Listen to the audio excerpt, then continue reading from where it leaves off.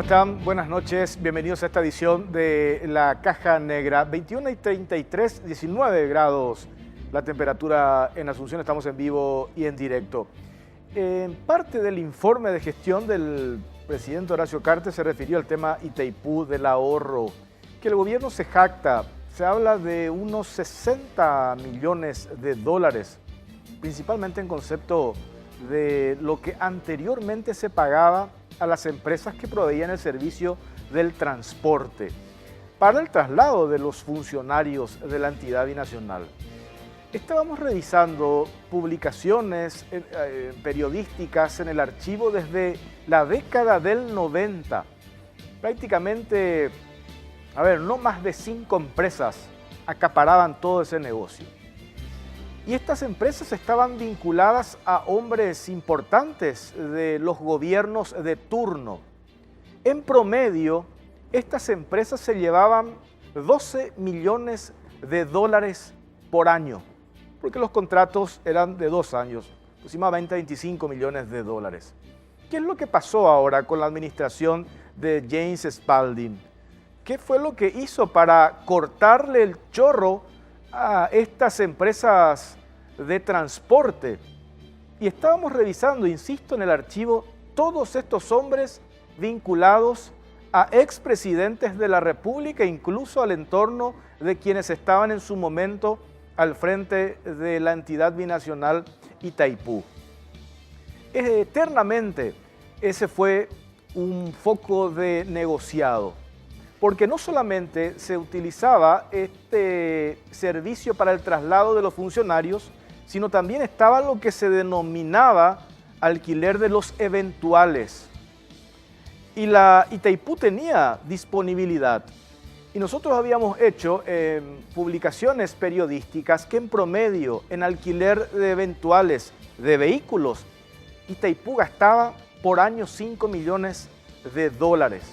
Era el negocio de los muchachos.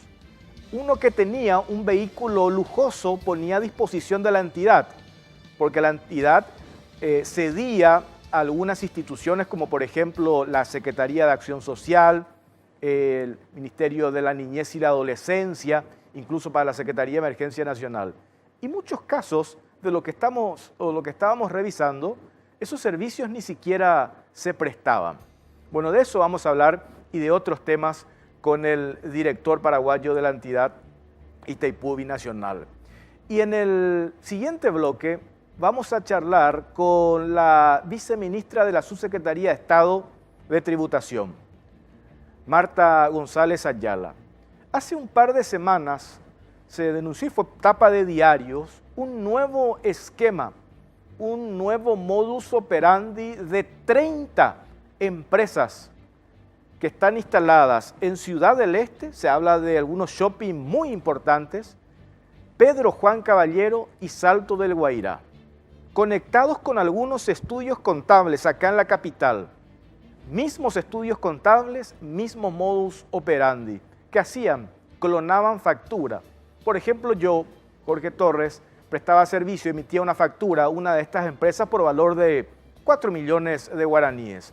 Utilizaban ese mismo número de factura, pero le cambiaban el monto. Y en vez de poner 4 millones de guaraníes, hacían figurar 4.000 millones de guaraníes. Y se habla de una evasión de 60 millones de dólares.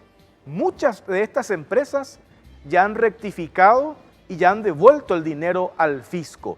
Detalles de cómo funcionaba esta red para evadir impuestos, evadir al fisco, y ya el Ministerio Público puso 6 fiscales para investigar a esta rosca de contadores que diseñaban esta estrategia para burlar al fisco. Esos 2 temas principales desarrollamos esta noche en La Caja Negra.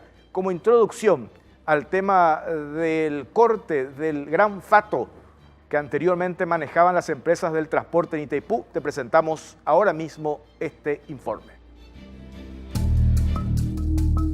Itaipú cortó el chorro al negocio del transporte y ahorró 60 millones de dólares. Medidas como la eliminación del alquiler eventual de vehículos sin contrato, la instalación de sistemas de rastreo satelital, así como la eliminación de alquileres de aviones sin contrato o la implementación de caudalímetros para el control de consumo de combustible y su racionalización, permitieron a la margen paraguaya de la Itaipú Binacional un ahorro estimado de 60 millones de dólares solo en el rubro de servicios generales, transporte, desde el 15 de agosto del 2013 hasta la fecha. Como es sabido, una de las herramientas de trabajo más importantes de una empresa es el medio de transporte. Sin embargo, en la Itaipú Binacional, este recurso se convirtió en un floreciente negocio para un pequeño grupo de empresarios vinculados a sectores políticos o al poder de turno. Si hacemos una breve retrospectiva, encontraremos que en los años 90, este servicio a la Binacional estaba acaparado por la empresa Rodados Sociedad Anónima, entre cuyos propietarios se mencionaba a los generales Humberto Garcete y Lino César Oviedo. En el 2001, el entonces director de Itaipú, Federico Zayas, convocó una nueva licitación para alquilar 47 vehículos, ómnibus y minibuses, además de la flota propia. Entró en escena y resultó ganadora la empresa Autorrend Sociedad Anónima, cuyo principal accionista era el ingeniero Raúl Cubas Grau, quien ocupó la presidencia de la República desde agosto de 1998 hasta marzo de 1999. El contrato con Autorrend tuvo vigencia hasta el 2003 y luego se prorrogó hasta el 2004, ya bajo la presidencia de Nicanor Duarte Frutos y la dirección de Víctor Bernal Garay al frente de la dirección paraguaya.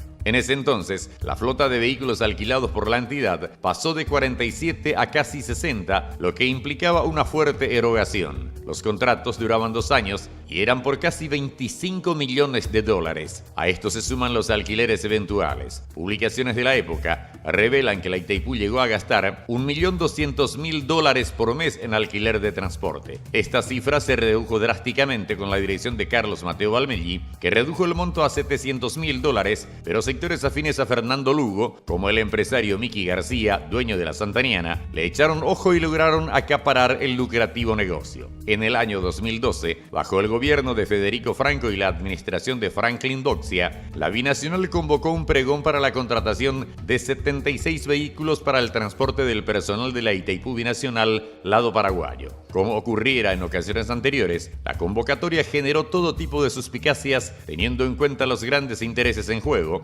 ya que el contrato era por un total de 16 millones de dólares prorrogables, con lo que llegaba a casi 25 millones de dólares. Recién en noviembre de 2015, cuando venció el contrato vigente, se logró modificar las condiciones, con lo que se obtuvo un ahorro de más de 10 millones de dólares con relación a la licitación anterior realizada en el 2012 para contratar el mismo servicio. La Itaipú optó por dejar de contratar el lote de camionetas para las reservas, considerando que con flota propia se obtuvo un ahorro importante. Con esto se logró la reducción de $2.500.000 por año por el pago del servicio de transporte para movilidad de empleados, para tareas en las reservas y dentro de las instalaciones de la hidroeléctrica.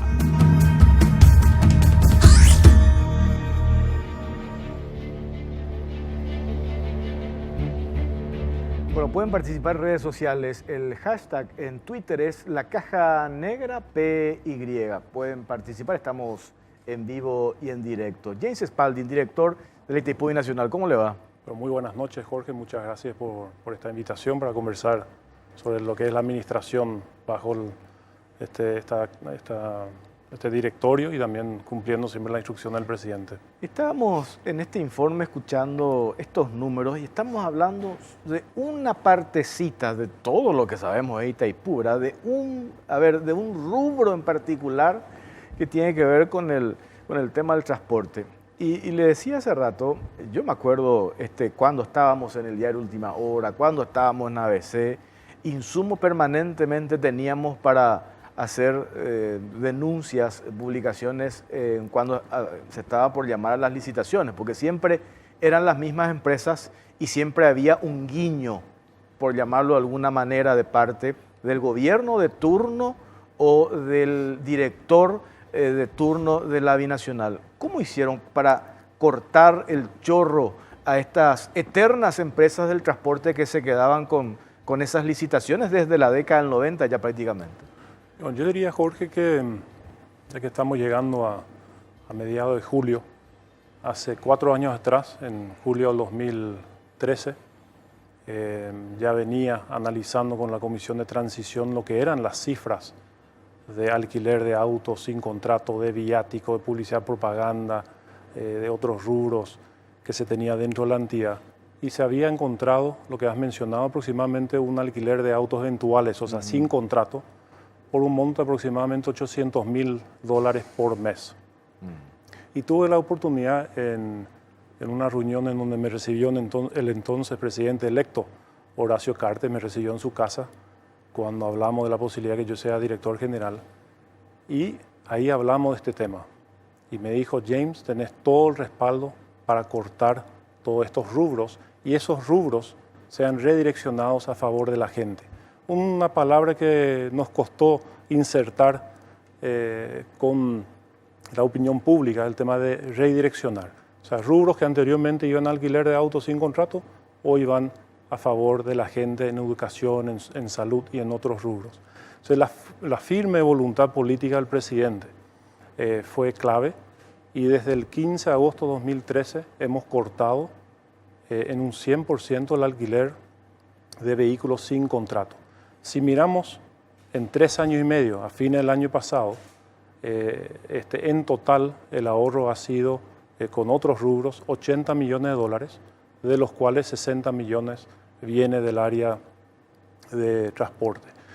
Porque también, gracias a una licitación abierta y transparente, cuando se hizo el paquete de transporte para los funcionarios en la usina, gracias a la optimización de los ómnibus y la revisión y otros temas, ahí se pudo bajar $2,5 millones por año el contrato de transporte de los funcionarios. El contrato es por 4 años. Eso significa que tendremos un ahorro para la Itaipú de $10 millones en 4 años en transporte para funcionarios sin afectar la calidad de servicio. O sea, nadie se está quedando sin transporte, nadie está siendo afectado, siguen siendo ómnibus de primer nivel, pero vemos que optimizando y cuando hay transparencia y existe la voluntad política del presidente, se pueden hacer las cosas. Porque en este tema, por una cuestión de contrato, por una cuestión de seguridad, ese es un servicio que necesariamente se tiene que utilizar, el del transporte para los funcionarios. Bueno, estamos viendo, es algo que está en el contrato colectivo. Para darte un ejemplo, Jorge, antes de fin de año queremos inaugurar el comedor en la margen derecha, en el lado paraguayo, para que al mediodía, en vez de transportar a los funcionarios a sus casas y después traerles de vuelta, podamos inclusive cortar ese servicio y que todos los empleados puedan almorzar en la entidad.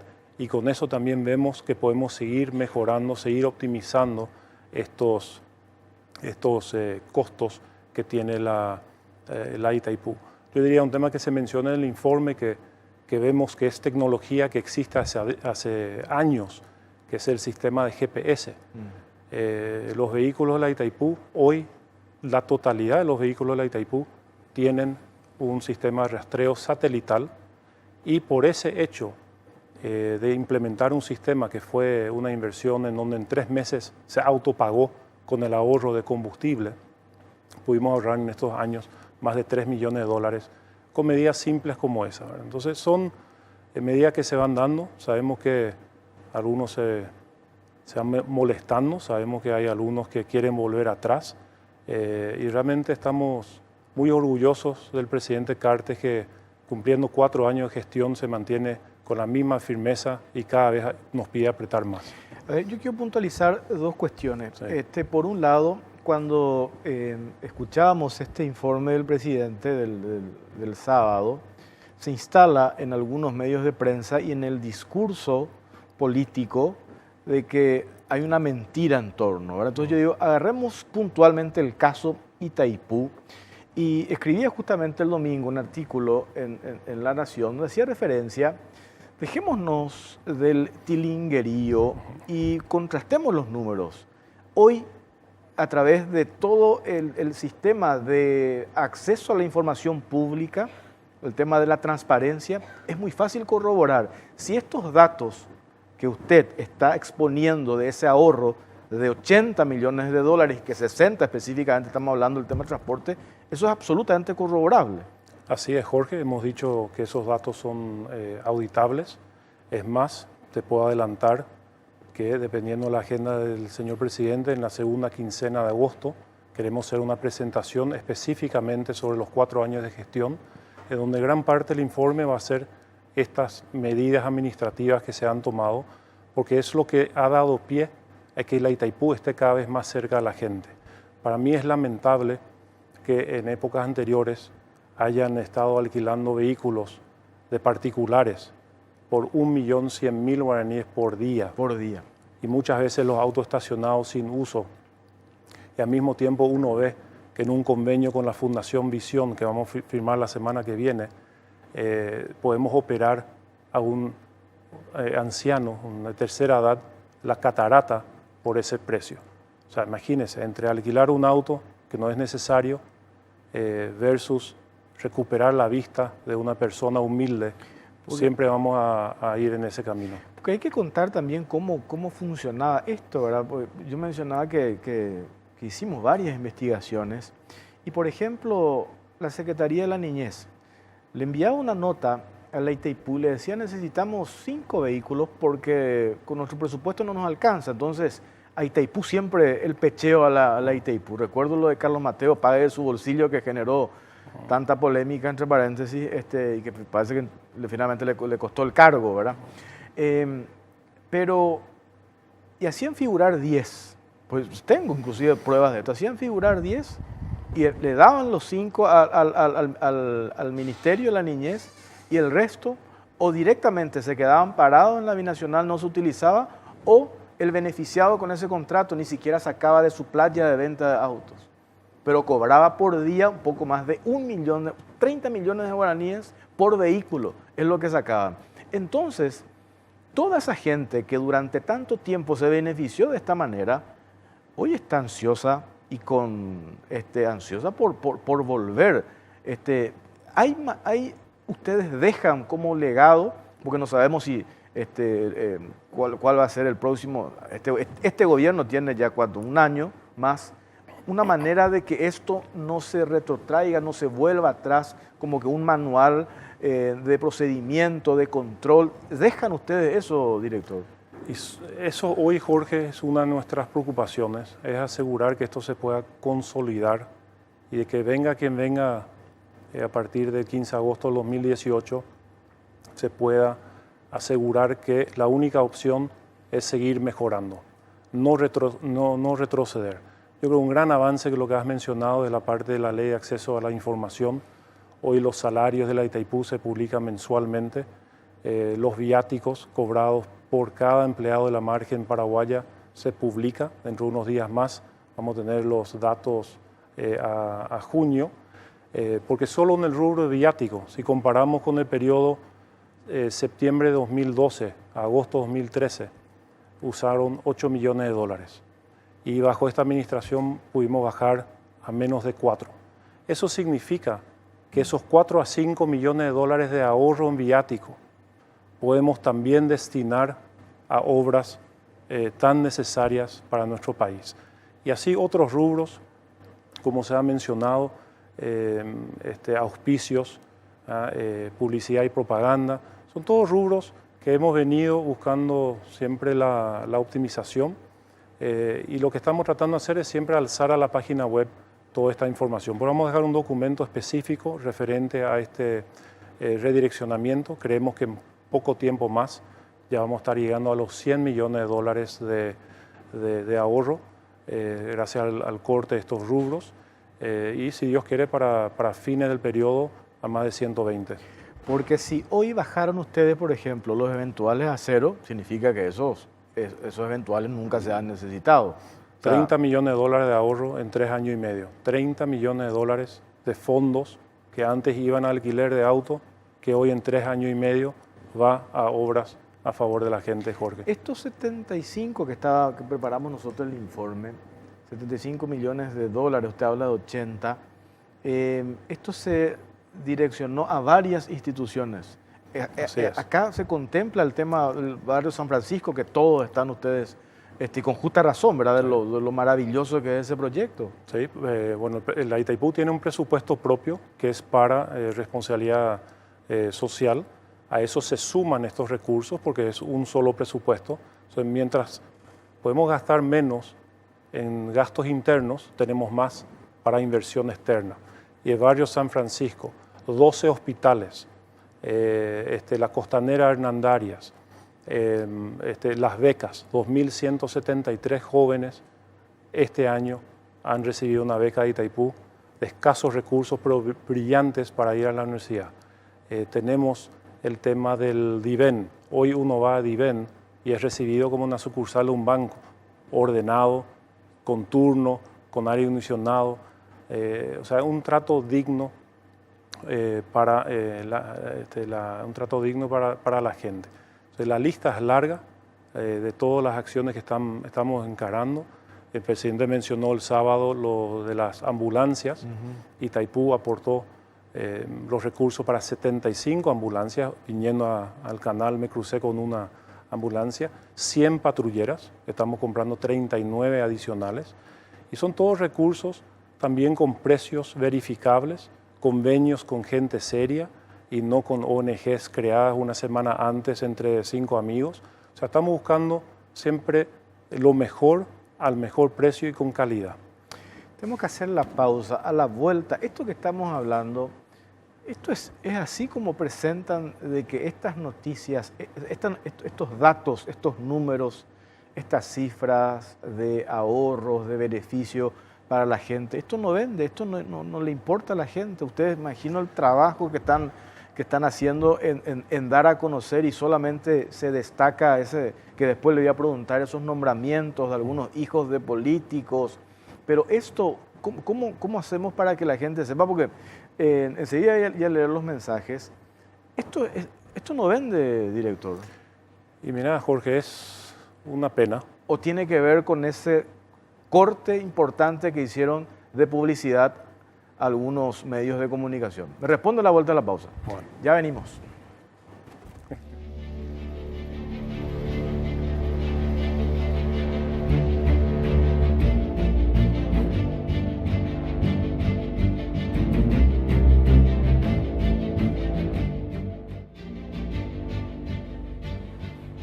Y 58, 19 grados la temperatura en Asunción. Estamos en vivo, estamos haciendo La Caja Negra por Unicanal. Estamos charlando con James Spalding, el director paraguayo de la Itaipú Binacional. Porque también le cortaron el chorro a algunos medios de comunicación diarios. Hoy no se visibiliza todo esto que estamos hablando, estos ahorros, lo de los eventuales 80 millones de dólares que se cortaron, el viático que 8 millones de dólares se gastaba anteriormente bajó a 4, o esto es como, y yo le pregunto a la gente también, pueden participar, hashtag La Caja Negra PY, esto no vende. ¿Qué explicación tienen ustedes, director? Para darte un ejemplo, Jorge, cuando llegamos en agosto de 2013, nos encontramos que en el rubro de comunicación social se había ejecutado todo el presupuesto del año 2013. O sea, en 8 meses ejecutaron un presupuesto de 12. Y eso, comparado con esa época, tenemos sumado un ahorro de aproximadamente 16 millones de dólares en auspicio, publicidad y propaganda. Hoy estamos usando muchísimo el tema de las redes sociales. Es increíble cómo ha crecido el interés en saber de Itaipú a través de las redes, a través de Facebook, de Twitter y otros. Creo que estamos en casi 200.000 hoy día. Entonces estamos buscando llegar directamente a la gente, a la opinión pública. Y también vemos que hubo interés en su momento la prensa de estas cifras, pero creo que hoy ya se da como un hecho. Claro. Y nos olvidamos. Porque no solamente se cortó ahí, sino se nota que en varias áreas, ¿verdad? Porque si solamente era a la prensa, iba a parecer medio raro, ¿verdad? Pero en todas las áreas. Pero estamos hablando, 16 es el monto, millones de dólares por año. En 3 años y medio. En 3 años y medio. Comparado con el último año del gobierno anterior. ¿Esto está discriminado, radio, televisión, diario, o solamente prensa escrita? Tenemos la cifra general. Pero eso sí, es algo que se puede ver. Hay un sistema informático muy detallado que tiene la Itaipú, en donde sale inclusive proveedor por proveedor. Como dije, ahí está incluido inclusive las partes de auspicio. Y hoy el área de comunicación social, como otros rubros, realmente tenemos una relación muy directa con el señor presidente o a través de la presidencia para ir manejando estas áreas. Por eso yo quiero resaltar nuevamente, Jorge, una gran ventaja que tenemos es un presidente decidido a lo que se había hablado siempre, un nuevo rumbo. Y esas cifras están, sea Itaipú, sea INC, sea Petropar, sea Obras Públicas, Salud. El informe que dio el presidente fue contundente. Y en vez de investigar qué se hacía antes, parece que criticamos los temas que él no incluyó en su informe. Entonces, nosotros estamos abiertos siempre para compartir. Me acuerdo los fondos sociales. ¿Ustedes se acuerdan los fondos sociales? Cómo era dirigido de acuerdo al color partidario, pedía un presidente seccional, se priorizaba allí. Hoy, supongo yo que eso... ¿Cómo está el tema de los fondos, los famosos fondos sociales? Bueno, un tema que estamos también muy orgullosos, Jorge, es el hecho que si uno entra en la página web de Itaipú, podrá ver todos los convenios que hemos firmado desde el 15 de agosto de 2013. Están todos en la página web. Convenio por convenio, con quién hemos firmado. También tratamos de hacer actos para dar publicidad a lo que venimos firmando. La semana que viene, si Dios quiere, vamos a estar firmando el convenio con las Naciones Unidas para Sembrando Oportunidades, que es la mecanización de pequeñas fincas de los agricultores en el interior. Entonces estamos trabajando con UNOPS. No es que estamos trabajando con alguna ONG desconocida, es una agencia de Naciones Unidas. Cuando hablamos de trabajar en otras áreas, estamos hablando de trabajar con UNICEF. Cuando hablamos de trabajar en cero muertes evitables, no es una ONG desconocida, es la UNICEF. Y así venimos tratando de trabajar siempre con entidades destacadas, reconocidas con trayectoria y con rendición de cuentas. A ver, tema PTI, ¿usted se acuerda antes se repartían kits de alimentos? Hoy, ¿cómo están enfocados con el tema el Parque Tecnológico Itaipú? Bueno, el Parque Tecnológico creemos que tiene que dedicarse a lo que dice su nombre, lo que dice su misión y visión.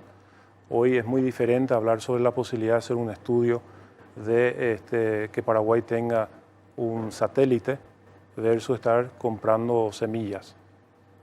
Entonces usar el PTI como una forma de ejecutar fondos sin que sea su misión, estamos en contra. Hoy se habla de robótica, hoy se habla de informática, hay mucho todavía para hacer. Vamos a construir un nuevo local del PTI sobre la supercarretera a darle mayor visibilidad, porque hoy está dentro de la zona de la costanera de Hernandarias, que queremos que sea una zona más bien turística. Y bueno, y lo mismo TESAI, o sea, el hospital de Itaipú, cuando entró el equipo Jorge Frutos el 15 de agosto de 2013, TESAI estaba en quiebra. Habían usado los fondos de aguinaldo para otro rubro, y eso se hizo la denuncia. Las cuentas de TESAI estaban embargadas.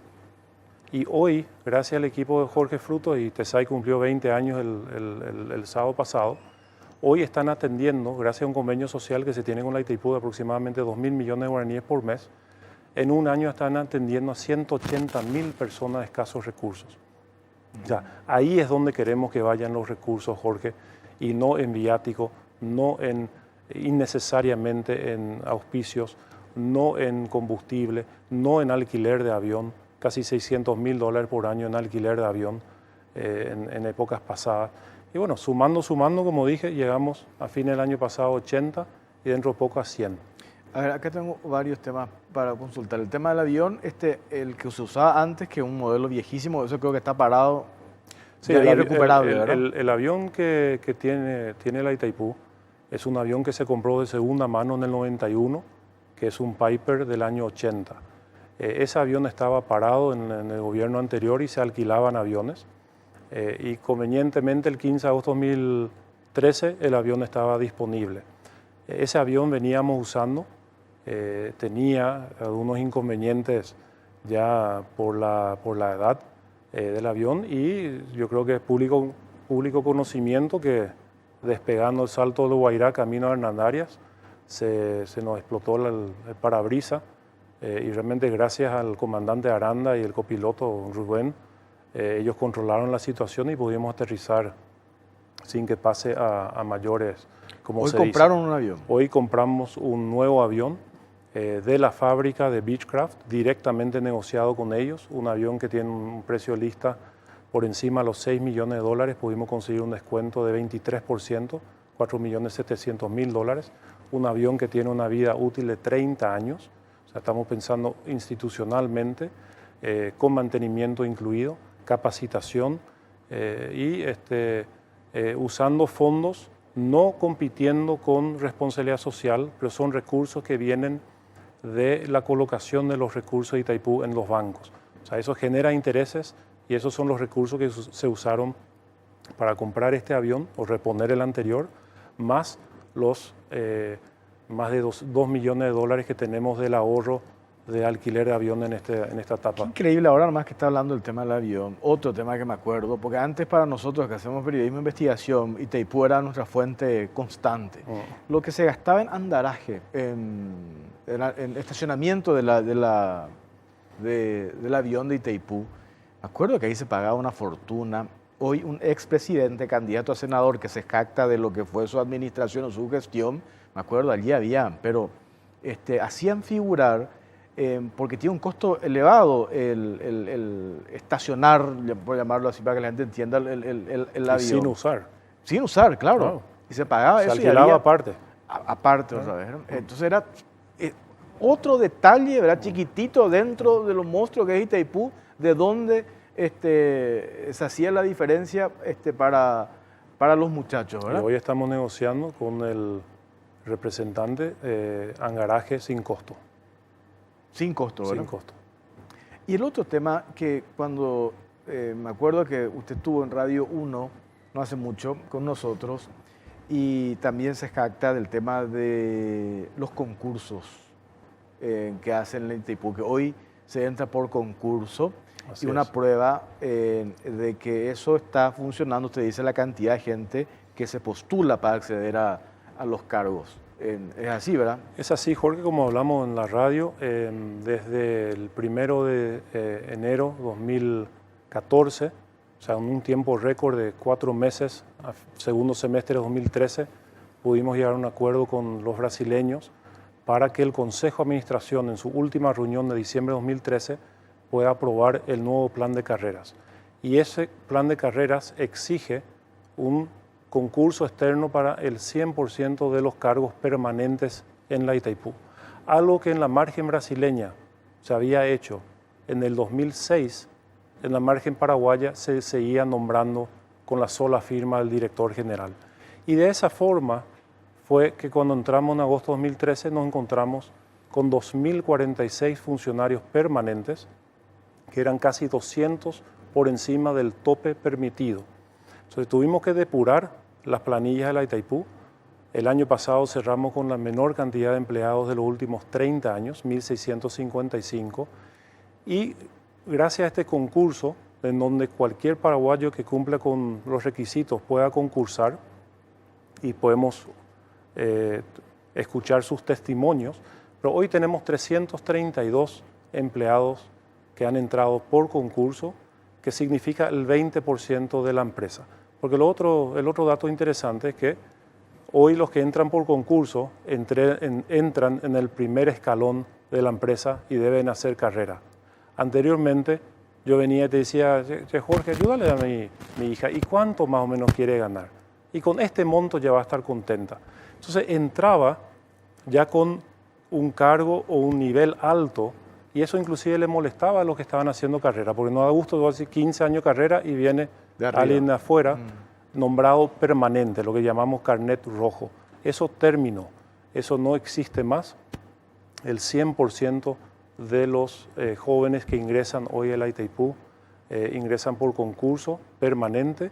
Y lo otro, yo creo importante destacar, es de que uno se registra online, por internet, inclusive ahora ya por teléfono, y es la Facultad Politécnica de la UNA los que toman el examen, corrigen el examen y ahí se pasa a la siguiente ronda, que es ya la parte de entrevistas, etc. Hoy tenemos 332 y estamos muy orgullosos, así como estamos orgullosos de todo el equipo de Itaipú, porque es el activo que más valoramos, que son los recursos humanos. Acá me pone que le tengo que preguntar cómo fue que entró la hija de la diputada Villalba. Te agradezco la pregunta porque hemos aclarado a lo largo de estos años en varias ocasiones y aclaramos de vuelta. Ahora volvió otra vez, saltó hace poco nuevamente. No, y siempre va a saltar y va a seguir saltando más todavía en este segundo semestre, tratando de buscar que este árbol se convierta en el bosque y no es así, son casos puntuales, lo hemos aclarado nuevamente, no nos dan espacio para que la gente pueda conocer la verdad, por eso usamos también las redes sociales como mencioné Jorge. Pero aprovechando tu pregunta, en el 2012, de forma binacional, el directorio paraguayo brasileño decidió crear cargos de confianza. Son 3 cargos por cada director. No son 18 para el director general, son 3 por director. Con la condición que esa persona que ingresa de cargo de confianza es un cargo transitorio, lo cual significa el director termina sus funciones Y ese funcionario tiene y que esa ir. persona se va. Ah. O sea, no es te querés quedar, no te querés ir, te vas. Entonces, es un cargo que se creó en ese momento. No era tan importante como hoy, porque en el 2011 podían seguir nombrando a dedo. Entonces, uno, ¿para qué ser asesor especial si podía ser carnet rojo permanente? Mientras que hoy es el único cupo que tenemos en donde uno puede ingresar sin concursar. Y como dije, es un cargo transitorio. Entonces puede seguir saltando cada caso, pueden seguir refritando. Estamos hablando de menos del 1% del total de los empleados que tenemos. Y por eso, como dije, siempre preferimos hablar del bosque y los logros y no centrarse en casos puntuales. Fue etapa de diario, por eso también acá, supongo yo que me mencionan hace poco. Sí, bueno, fue etapa diario, por ejemplo, unos meses atrás, un diario salió a decir, Spalding tiene 10 asesores especiales, porque entraron en la página web, porque todo eso está en la página web, y si pudieran publicar el caso de esta persona, y pudieron publicar su salario, ¿por qué lo pudieron hacer? Porque la información Porque está en la página disponible. web. Está disponible con su salario, con su viático si cobró. Antes era una caja negra, Jorge. Era un búnker. No se sabía. Conseguir la tabla salarial de la Itaipú era imposible. Estoy seguro que lo habrás tratado de hacer. Saber quiénes eran empleados de la Itaipú no se podía conocer. Porque está todo disponible. En el informe del sábado me encontré con el ministro de la Función Pública y le estaba recordando a él que cuando nos conocimos el 13 de agosto más o menos, le dije, ministro, lo primero que quiero hacer contigo cuando asumo en Itaipú es cruzar la lista de los empleados de Itaipú con la lista de la función pública. Y así se hizo. Y hoy estamos reportando a la función pública, estamos al día con toda la información y todo está disponible. No tenemos nada que esconder y ojalá eso en el futuro pueda seguir y que nos encontremos que después salga en mantenimiento la página por 10 años después, ¿verdad? Tengo 2 temas puntuales después para ir a una cuestión técnica que también me consultan acá y me parece importante, por eso quiero preguntarle. El tema Cajubi, el que está hoy al frente de Cajubi, ¿es nombrado por el director? El que está al frente de Cajubi, que es Julio Romero, es nombrado por el director general, así como algunos de los que trabajan con él, otros son consejeros electos por los jubilados, etcétera, etcétera. Y hoy está llevando adelante un trabajo muy delicado, que fue ese vaciamiento de la Cajubi, creo que en 2006, 2007. Si Dios quiere, Jorge, el 13 y 14 de julio ya termina el juicio en Londres para que este venezolano Barone y su pareja sean extraditados a Paraguay, que fueron parte del grupo que destinó esos recursos a fondos. Y que diseñaron toda la operación para... El otro tenemos un personaje en Canadá García, Obregón. que ojalá la justicia canadiense tome como ejemplo lo que hemos logrado con Londres y que esa persona también pueda venir a Paraguay a enfrentar la justicia. Y los que han sido puestos ante la fiscalía hoy están presos. Es el caso en caso Kajubi, digo, el monto de los, a ver, redondeemos en 100 millones de dólares, 50 que fue a Canadá y 20 y el resto que fue a Londres. A mí me decían el otro día, porque hicimos un programa acá, que algunas ubicaciones, o sea, parte de ese dinero que se ubicó en estas operaciones tiene que regresar. ¿Eso es cierto? Es cierto. O sea, parte de ese dinero va a volver a la Kajubi. Ellos han recuperado parte del dinero. Todo el equipo Kajubi está a tu disposición. Yo sé que hiciste 2 programas sobre el tema. Entonces ahí nuevamente toda la información está a disposición de ustedes porque estamos orgullosos de los avances. Lamentablemente cuando se hizo la denuncia no se pudo llegar a hacer por el monto total porque parte ya había caído. Entonces se hizo la denuncia creo que por 48 millones de dólares. Pero hay fondos que han ido regresando, han ido volviendo a Paraguay de forma cuentagotas todavía. Y hay otros casos que se debe todavía rastrear. Para eso se ha contratado un equipo de primer nivel de Estados Unidos que inclusive gracias a ellos se le encontró a esta pareja en Londres y hoy están congelados todos sus fondos.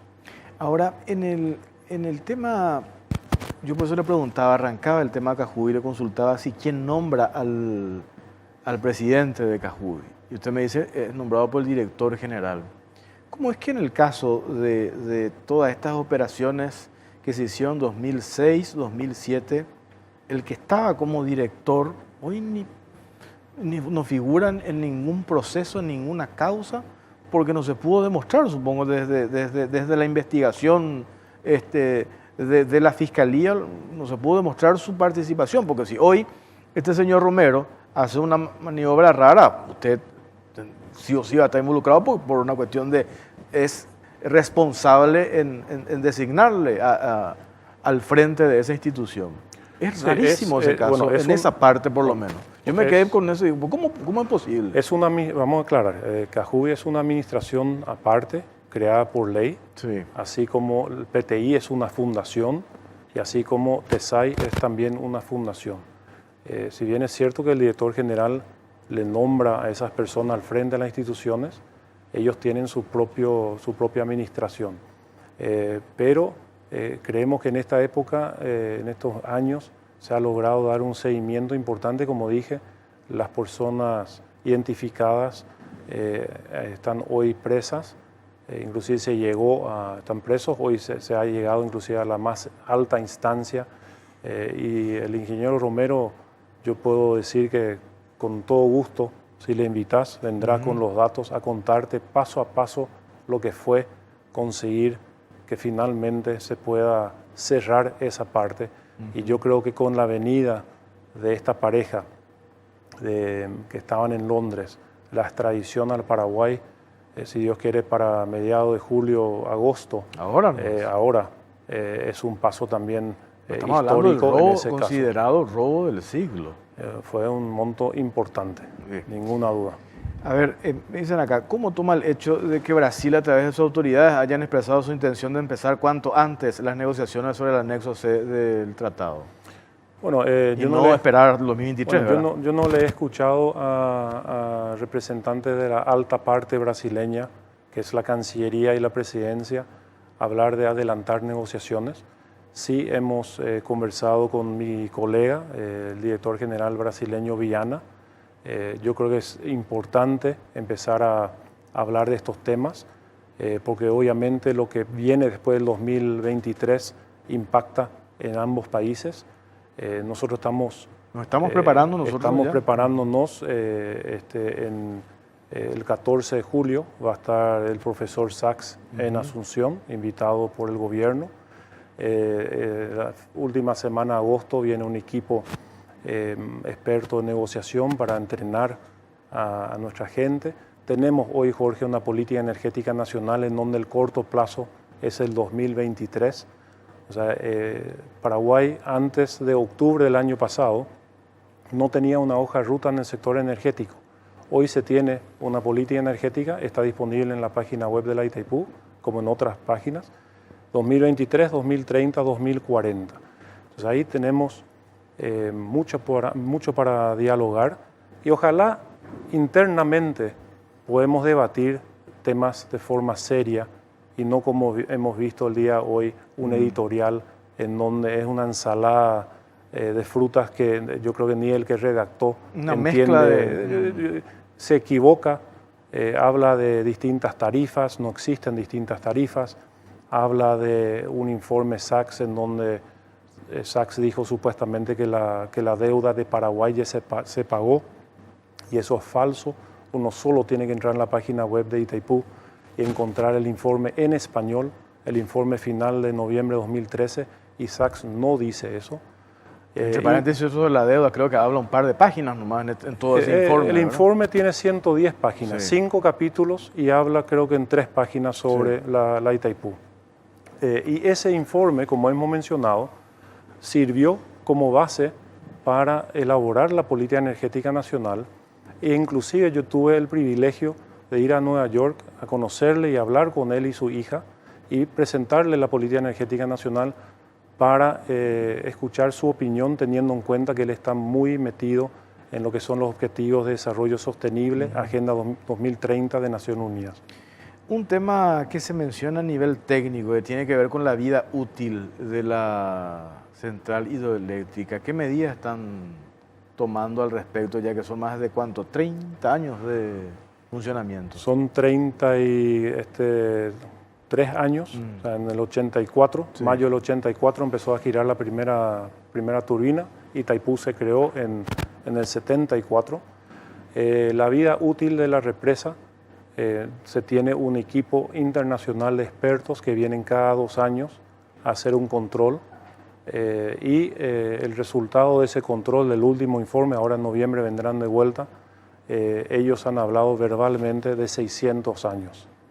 Pero dicen que nuestro informe, que en su informe no pueden poner esa cifra, esa fecha, digamos, entonces hablan de 200 años.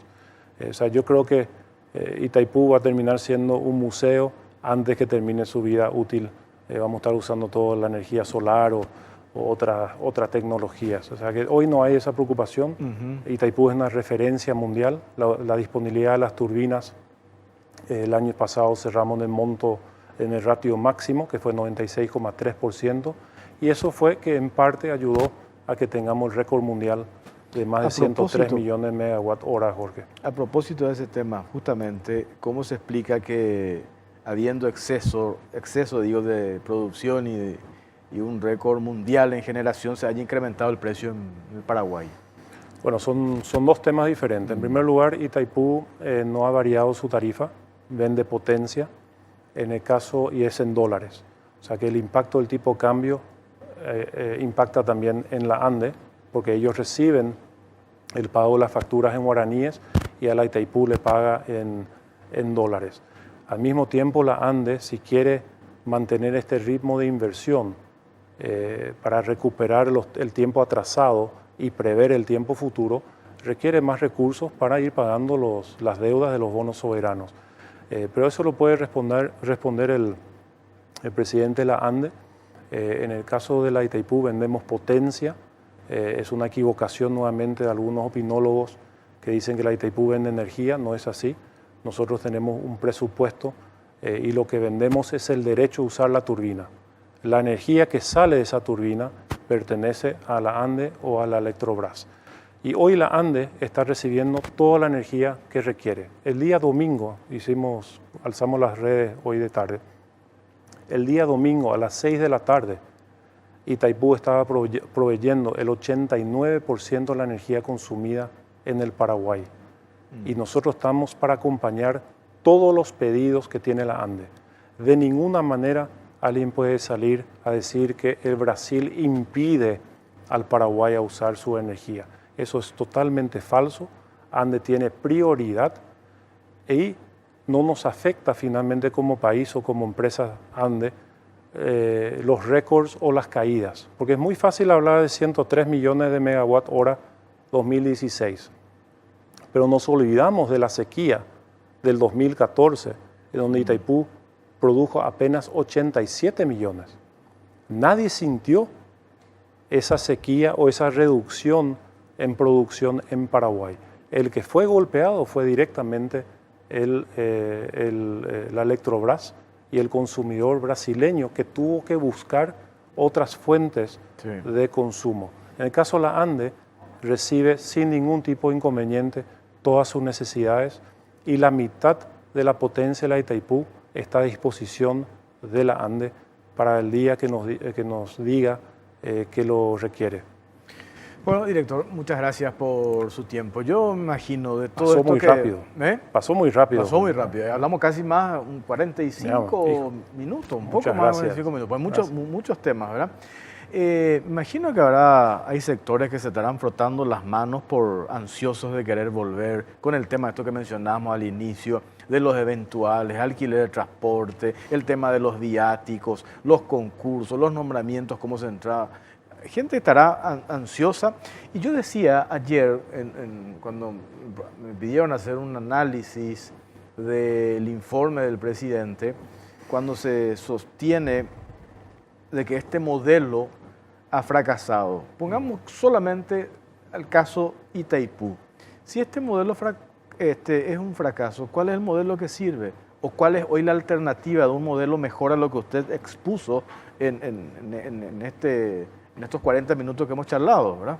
Bueno, yo creo Esa es la pregunta que uno se hace. Yo creo que el paraguayo, ya con la información que recibe, puede tomar la mejor decisión. Primero, el 17 de diciembre en las internas y posteriormente a fines de abril en las generales. Lo que se está proponiendo como modelo es que el candidato de Honor Colorado, Santi Peña, pueda continuar apretando, pueda seguir con este modelo, que estos recursos que anteriormente iban a unos pocos puedan seguir yendo a muchos. Realmente estamos muy satisfechos con los resultados, sabemos que podemos seguir apretando. Nosotros hoy ya no nos medimos contra el último año del gobierno anterior, nos medimos ya contra el último año nuestro. ¿Cómo podemos ajustar más? Eso cae mal en algunos círculos. No creas que no hay sectores que le encantaría incrementar las horas extra de vuelta o empezar con el viático, pero al estar dando viático a una persona sin necesidad, estamos robándole recursos que podamos dar a favor de la gente y en muchos casos siempre la gente más desprotegida, Jorge. Entonces tenemos que seguir contando lo que se viene haciendo. Itaipú creo que es un ejemplo, pero hay muchos otros como informó el presidente en su informe del sábado, y ojalá independiente a quien sea designado o designada para seguir en el área de Itaipú, se pueda seguir siempre con En estos 4 años, ¿cómo respondió a los pecheos habituales? Y lo bueno, como dije nuevamente, es que tenemos una muy buena coordinación con la presidencia y con el presidente. Entonces realmente los rubros son consultados, le llevamos los pedidos que tenemos y realmente lo analizamos juntos y él es el que finalmente da la autorización. El caso del barrio San Francisco, 1000 viviendas financiado por la Itaipú en coordinación con Senavitat, con obras públicas, con otros. Es una inversión de 45 millones de dólares. Sí. Pero no contento con ese desafío, porque habíamos hecho 222 casas en Itagua, en las colinas. Después vino el desafío de 1000 viviendas con las calles, el agua, la electricidad, la iglesia, el centro comunitario, la comisaría, la escuela, el colegio. Ahora el presidente nos dio el desafío al equipo para hacer la franja costera sur. El viernes estamos llevando adelante la licitación a la baja para el refulado de 30 hectáreas, alzar a 64 metros sobre el nivel del mar, para que ese terreno ya pueda contar con más de 600 casas nuevas, ya mirando a la zona Barrio Tacumbú, Bañado Sur, y que se pueda hacer la costanera, porque van a ser más de 2.400 casas que va a hacer la Itaipú, y la costanera que va a financiar o una APP o bonos o lo que decida finalmente el gobierno, y que pueda conectar de la calle Colón hasta el Cerro Lambaré. Entonces los desafíos son grandes, pero nos gustan. ¿Les va a alcanzar pues le quedan un año nomás ya? Y bueno, yo creo que eso es el otro dato importante, Jorge. El hecho de estas son políticas de Estado. O sea, nosotros estamos para hacer las cosas, pero no dudamos que la siguiente administración va a continuar con estos proyectos. Ojalá nadie venga a estar en contra de lo que uno se imagina y supone sociales, que va a suceder, ¿verdad? Yo espero que sí. Y bueno, vamos a ver qué más se puede ir haciendo en estos últimos 12 meses. Director de Itaipú, James Spalding, gracias por su tiempo, muy amable. Muchas gracias, Jorge, por el espacio. A la vuelta de la pausa en la Caja Negra, hablamos con la viceministra de la Subsecretaría de Estado de Tributación sobre el caso Mega Evasión. Ya venimos.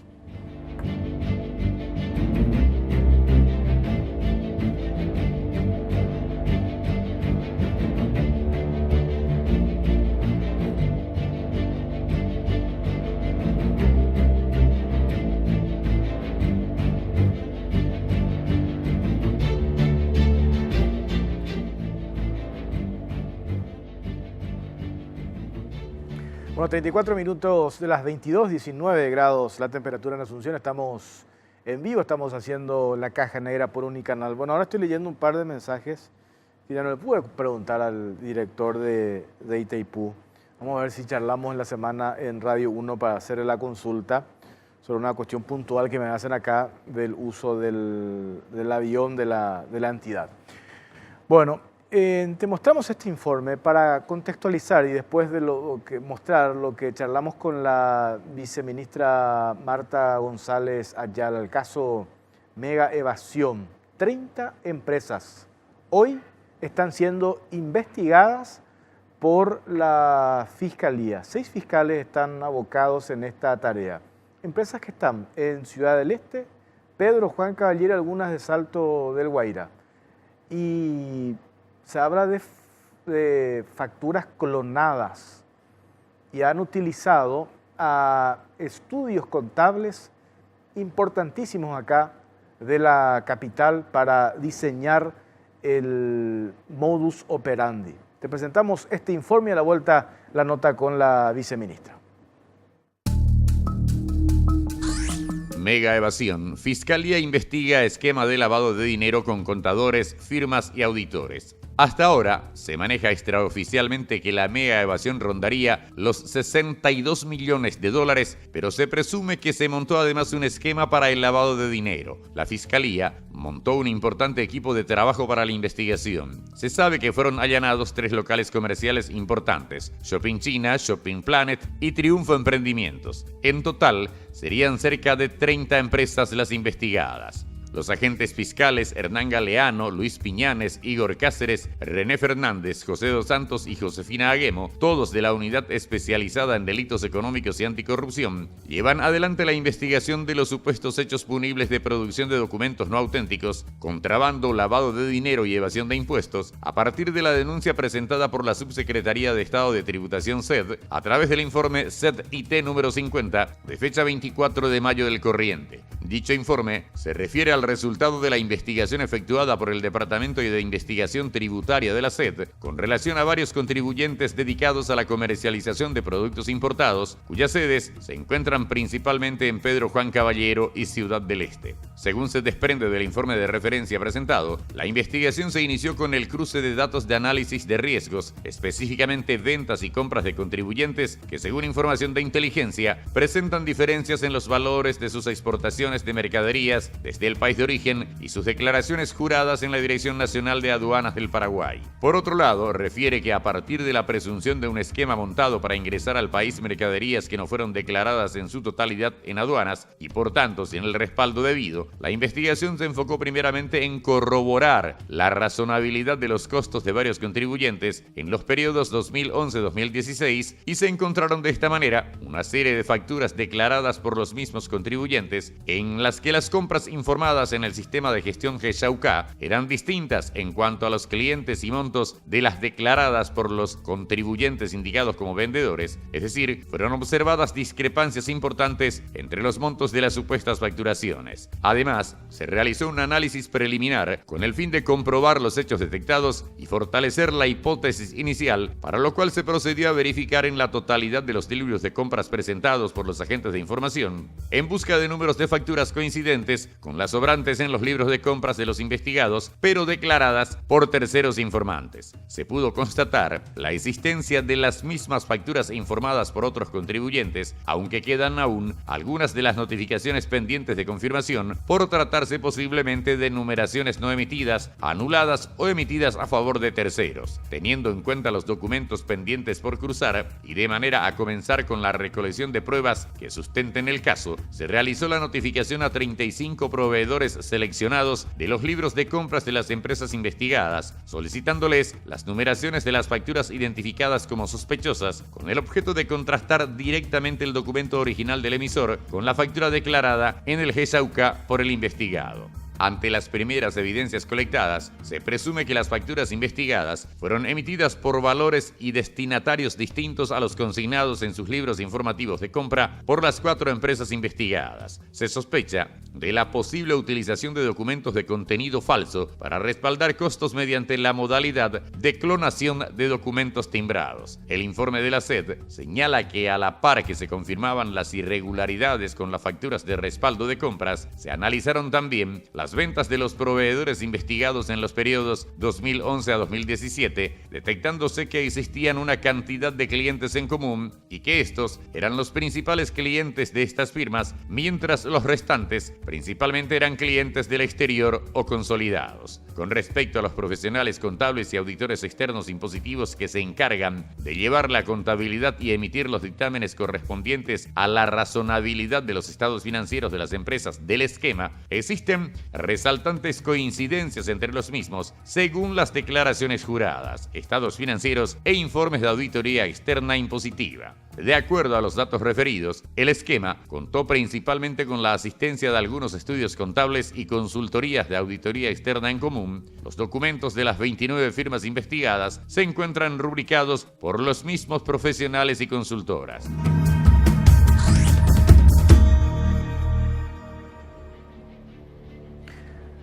Bueno, nosotros fuimos hasta la oficina de la viceministra de Tributación, Marta González Ayala. Ella en esta primera parte nos cuenta cómo llegaron a detectar a estas 30 empresas involucradas en este nuevo caso de mega evasión, cruzamiento de datos, y llegaron a esta conclusión. A ver. Nosotros hemos encarado muy fuertemente la utilización de la informática para nuestros procesos de control. Y los resultados están a la vista con esta denuncia tan importante que hicimos de vuelta. Estamos hablando en esta oportunidad de unos 343.000 millones de guaraníes de facturas clonadas. La diferencia entre los anteriores casos, donde directamente eran facturas falsas, en este caso lo que identificamos con los cruces de información que hemos llevado a cabo es que se utilizaron facturas verdaderas, por decirlo de alguna manera, de contribuyentes que emitieron su factura por montos pequeños, ¿verdad? Podemos hablar de 2 millones, 3 millones de guaraníes, ¿verdad? Y esa misma factura se replica con el mismo número, con el mismo timbrado y demás, ¿verdad? Se replica pero por montos multimillonarios, ¿verdad? Con los cruces de información, con los requerimientos de mayor información que la administración ha venido estableciendo en estos últimos años, es que nosotros pudimos rápidamente identificar, ¿verdad?, como un hecho llamativo, como un hecho a confirmar en todo caso, el hecho de que los montos o las facturas que en principio presumimos clonadas, efectivamente han sido indebidamente utilizadas, pero igual que en los casos anteriores, para abultar costos o para abultar gastos de las empresas. ¿Cuántas empresas están involucradas en esto? En este caso, el número de empresas es bastante menor, es acotado. Estamos hablando de unas 30 empresas.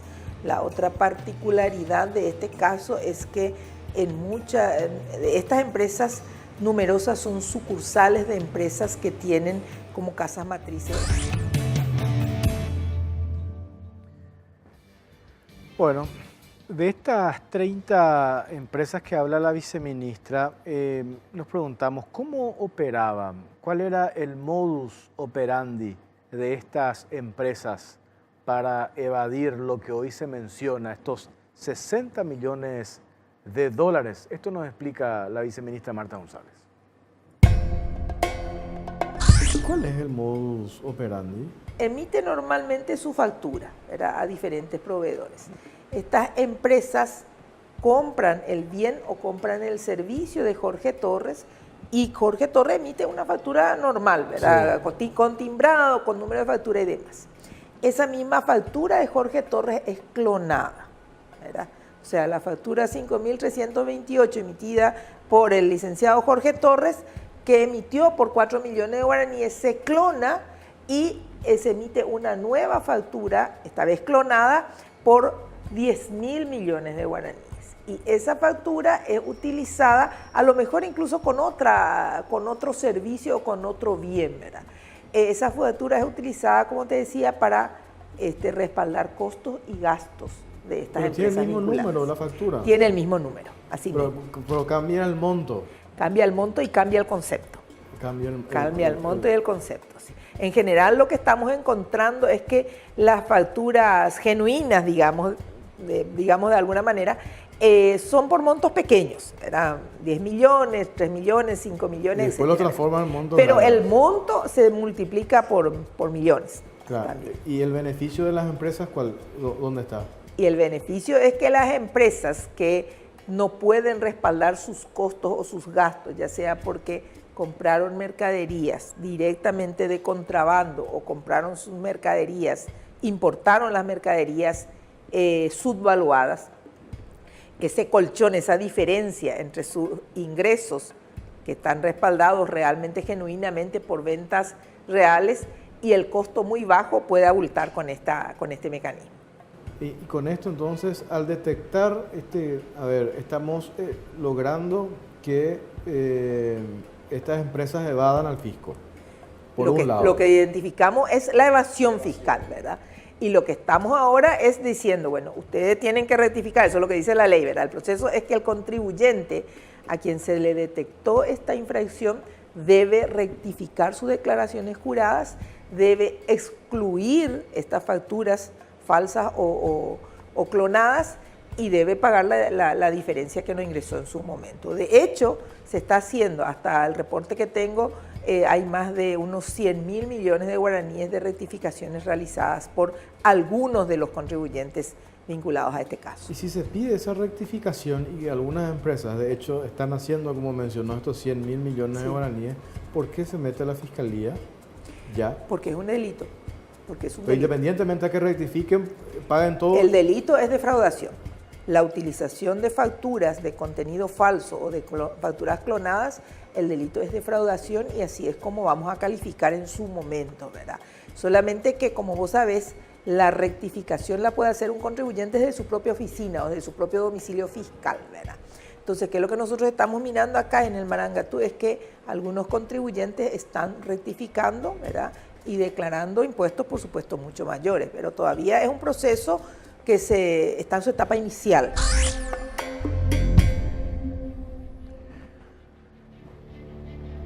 Bueno, evidentemente la viceministra invoca un artículo de una ley y no puede dar a conocer en detalle los nombres de estas empresas acusadas de evadir, incluso se habla hasta de lavado de dinero.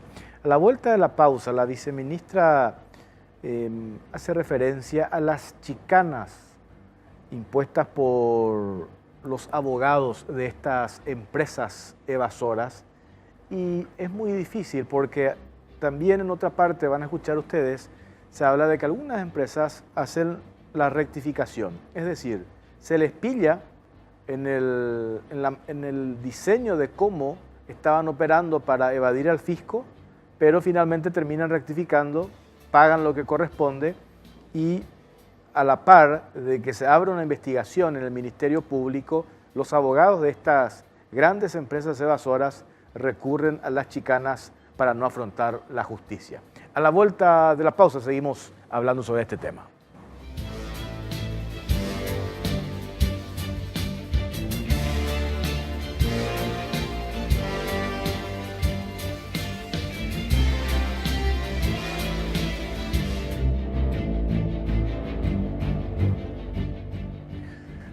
Bueno, 49 minutos de las 22, 19 grados la temperatura en Asunción. Seguimos escuchando lo que explica, porque nosotros decidimos darle espacio a la viceministra porque habíamos hace un par de semanas desarrollado este tema de la mega evasión, otro caso importante, porque estamos hablando de 60 millones de dólares. ¿Cómo hicieron algunas empresas para rectificar? Veamos lo que declaraba la viceministra Marta González Ayala.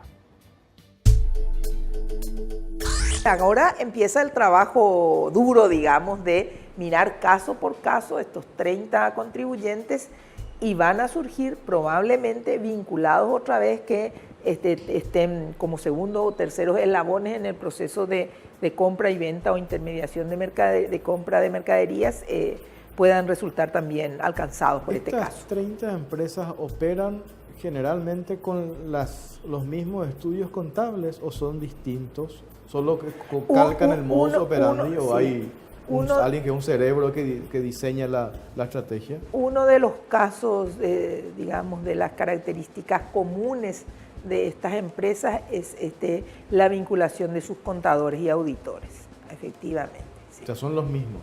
Son los mismos. Ahora, ¿cuándo tiene que haber el Ministerio Público, tiene que dar una imputación, una acusación para que se sepa cuáles son las empresas? Bueno, vos sabés que nosotros por el artículo 190 de la ley tenemos que guardar el secreto de las actuaciones en todos los casos. ¿Hasta qué instante? ¿Hasta dónde? Nosotros no podemos dar. El Ministerio Público sí lo puede hacer una vez que, por ejemplo, se inicie el juicio oral, ¿verdad? Y ya se hace público, ¿verdad? Y realmente nosotros estamos muy satisfechos de haber mantenido, hasta hoy no se ha filtrado de la Administración Tributaria un solo caso, ¿verdad? Recordarás que en el caso de la Mega 3, el operativo Turismo del Este, esto se filtró, pero en una instancia que no fue la Administración Tributaria, ¿verdad? Sí, efectivamente, ese es un tema que recurrentemente surge. ¿Por qué no se da la información desde la SED? Un tema que tendría que generar, en todo caso, un debate muy intenso de la propia ciudadanía, porque ¿qué es lo que pasa? La propia Constitución Nacional establece la presunción de inocencia, ¿verdad? Entonces, como Administración Tributaria, nosotros lo que tenemos que hacer es controlar y cobrarle el impuesto y las multas, y en este caso, los recargos correspondientes.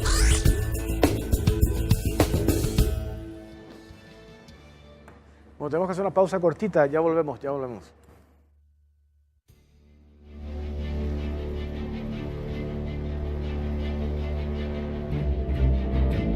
Bueno, ya nos tenemos que ir. Muchísimas gracias a las personas que participaron a través de las redes sociales, hashtag La Caja Negra PY.